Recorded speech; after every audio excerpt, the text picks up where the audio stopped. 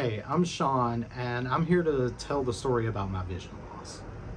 So even since I was 5 years old, I loved art. Just my entire life. I knew that's what I wanted to do. I just wanted to be creative. And from a young age, I found any way to create art that I could. When I was 8 years old, I got diagnosed with type 1 diabetes from my body going into shock. After that, that led to rationing insulin, doing things like that, and my diabetes wasn't under great control. Throughout the teenage years, I noticed that my vision was getting slightly worse, but I just thought that's what happened when you had to wear glasses. You had to get a new strength every year. When I turned 27 years old, I started attending the Art Institute of Pittsburgh online for graphic design. I was excited about it. It's what I had always wanted to do and didn't even know it. At the same time, I was working for a security company.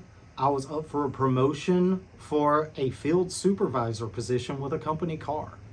Everything was going great.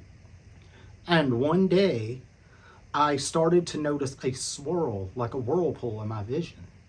I wasn't sure what was happening, so I just went to an optometrist and asked them, what could this be? When she looked in my eyes, she almost yelled and said that I needed to go see an ophthalmologist. So of course I did. That led down a very long road. When I went to see him, he wanted to do surgery right away. So he started with my right eye and did a vitrectomy. The next day, it became infected with a staph infection. And I went back to him weekly to have the eye checked. I could tell that it wasn't going to get better. But he kept saying, it's going to be fine, it's going to be fine. Then one day he told me, I'm sorry, I can't save that eye. He was finally honest with me.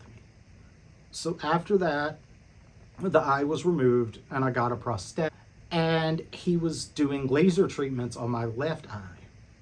The equipment was very outdated and I ended up with a lot of peripheral loss and damage to my left eye. So I finally went to a university hospital. They did everything they could and I still have some remaining vision, around 25%. When I was told I was going to get the vision back in my eye, I was excited. I could go back to school.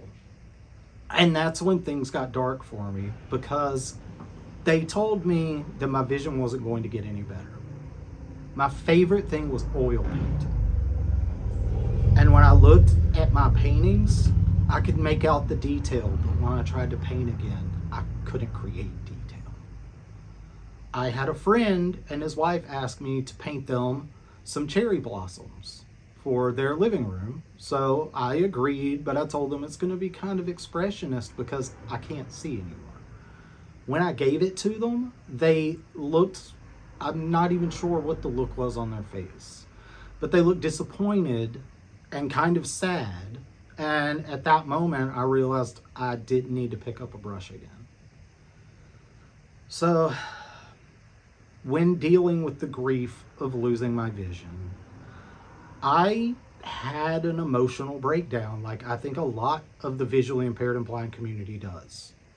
I destroyed every painting that I had ever made that was in my possession.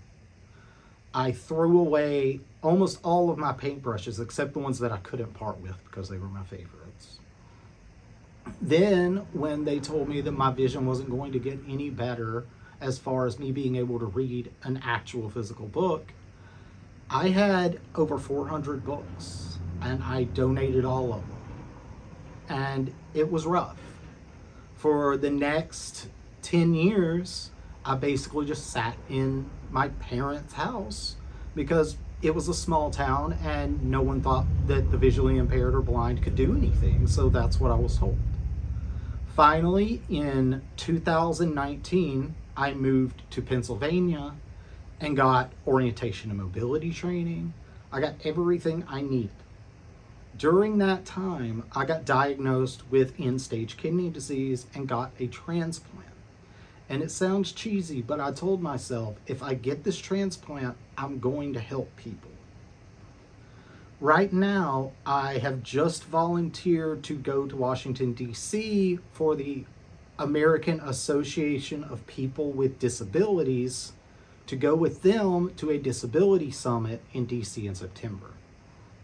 I wanted to keep my promise because I want to help people. And I'm hoping to turn this into a career. But until I can do that, I'm creating TikToks to be an advocate or create humor or something relatable to the visually impaired, because it's so hard to find the rest of our community. And that's my way of giving back. And I look back, yeah, I miss painting, I miss all of that, but one thing that vision loss taught me was I'm stronger than I ever thought that I was. So I've just taken to different creative styles, like making my TikTok videos for people, or trying to paint again, but with puff paint to make it texturized. I'm trying to get creative. I learn instruments, and honestly, I think this is a great way for my life to have turned out. My life's more peaceful. I am enjoying life more, and honestly, if I hadn't lost the vision that I lost, I don't think I would have met my wife, who's my best friend and the reason that I'm here. My main message to every visually impaired person, though, is it's not worth giving up the fight. It's not worth it at all. It is so difficult in the beginning. So difficult. It's a grieving process like any other one. Same steps. The only thing is, no one tells you that the grieving steps can go in different orders.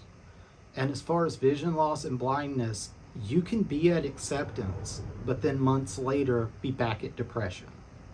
But the thing is, those moods fade away.